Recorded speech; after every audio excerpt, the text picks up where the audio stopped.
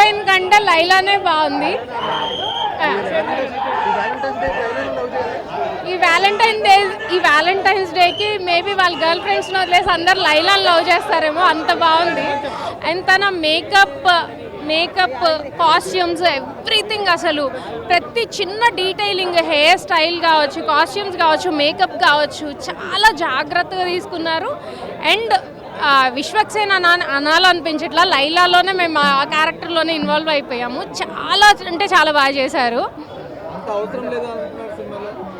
అలా ఏం లేదండి, చాలా బాగా చేశారు. విశ్వక్సేన్ కోసం చూడొచ్చు. ఫస్ట్ హాఫ్ అంతా విశ్వక్సేన్ కనిపిస్తారు, సెకండ్ హాఫ్ అంతా హీరోయిన్ తనేనేమో అన్నట్టు చూసాం. అసలు హీరోయిన్ క్యారెక్టర్ ఏదో సైడ్ క్యారెక్టర్ లాగా ఉంది. అబ్బాయిల ఫాలోయింగ్, అటు అమ్మాయిల ఫాలోయింగ్, అందరు ఫాలోయింగ్.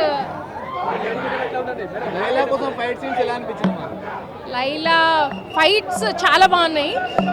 విశ్వక్సేన్ ఎనర్జీ లెవెల్స్ మళ్ళీ జూనియర్ ఎన్టీఆర్కి ఒక జూనియర్ వచ్చారేమో అన్నట్టు ఆ లెవెల్లో తన ఎనర్జీ లెవెల్స్ ఉన్నాయి.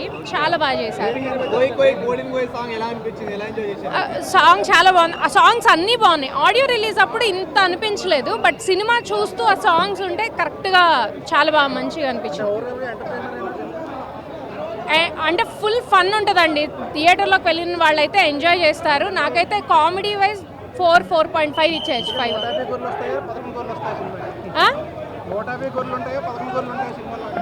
గొర్రెలే వాటి గురించి మనకొద్దు, బట్ సినిమా అయితే బాగుంది. యా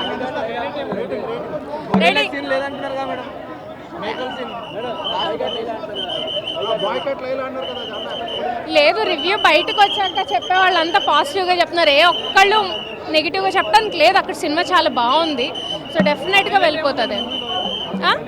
సినిమాలో హైలైటే లైలా. 4.5. ఫ్యామిలీ ఆడియన్స్ అంటే పిల్లలు మేబీ కొంచెం ఇబ్బంది పడతారేమో. అంటే చిన్న చిన్న అవి కూడా ఒక 2-3 సీన్స్ అట్లా ఇబ్బందికరంగా ఉన్నాయి. అదర్ దెన్ దట్ బాగుంది. సినిమా అయితే ఎంజాయ్ చేస్తారు.